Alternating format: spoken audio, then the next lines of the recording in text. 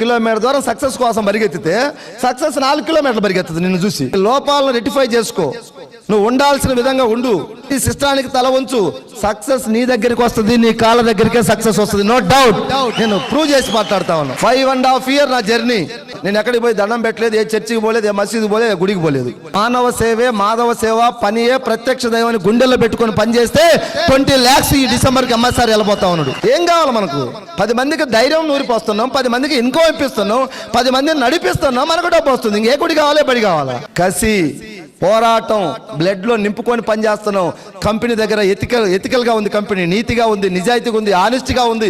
ఎంత కావాలంటే అంత పేదలకు ఇవ్వడానికి రెడీగా ఉంది కంపెనీ. ఇలాంటి కంపెనీలో ఉండి మనం పోరాడకుండా, యుద్ధం చేయకుండా ఊరకనే వచ్చుద్దా? ఇలాంటి కంపెనీ దొరకటం మనకు అదృష్టం.